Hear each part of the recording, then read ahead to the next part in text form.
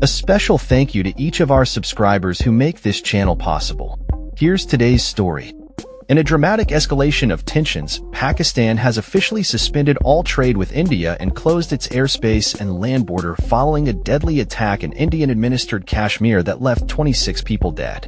The attack, which occurred on Tuesday in the popular tourist area of Pahalgam, has sparked a series of retaliatory measures from India, including the suspension of a crucial water-sharing treaty and a downgrade of diplomatic ties.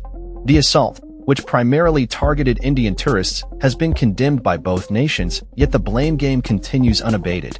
India has accused Pakistan of harboring militants responsible for the attack, with Foreign Secretary Vikram Misri stating that a special cabinet meeting led by Prime Minister Narendra Modi concluded that the incident had cross-border links to Pakistan.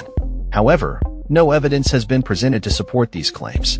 The attack has been attributed to a previously unknown militant group known as Kashmir Resistance, which has claimed responsibility through social media channels, asserting that the victims were not ordinary tourists but were affiliated with Indian security agencies.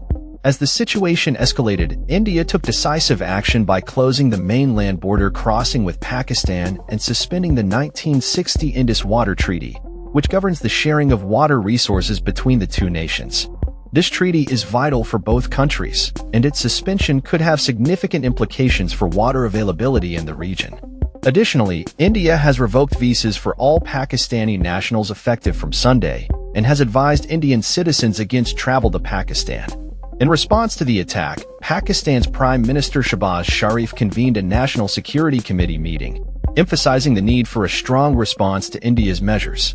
The Pakistani government has denied any involvement in the attack, expressing concern over the loss of life among tourists. Sharif has warned that any attempt to disrupt the Indus Waters Treaty would be met with full force, indicating the seriousness of the situation. The fallout from the attack has been swift, with tens of thousands of Indian police and military personnel deployed in Kashmir to track down the attackers. Reports indicate that police have begun questioning former militants and are actively stopping vehicles in the region. The assault is being described as the worst attack on civilians in recent years, leading to widespread protests in Kashmir, with many businesses shutting down in solidarity with the victims. Tourists in the region have begun to panic and leave Kashmir, with many expressing concerns about their safety.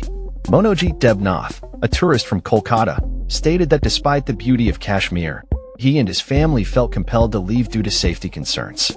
This sentiment is echoed by many others, as the region, once a popular destination for both domestic and international tourists, faces the prospect of a significant downturn in tourism. The grim history of conflict between India and Pakistan over Kashmir dates back to the partition of India in 1947. Over the years, both nations have engaged in multiple wars and skirmishes over the territory, which remains a flashpoint of tension. The current situation marks a significant escalation in hostilities, with both countries exchanging tit-for-tat measures amid fears of further violence. The international community is closely monitoring the developments, as both India and Pakistan are nuclear-armed nations. The potential for conflict raises alarm bells, as leaders from both sides have made strong statements regarding their commitment to national security and the protection of their citizens. Prime Minister Modi has vowed to pursue the perpetrators of the attack to the ends of the earth, while Pakistani officials have reiterated their stance against any accusations of involvement in terrorism.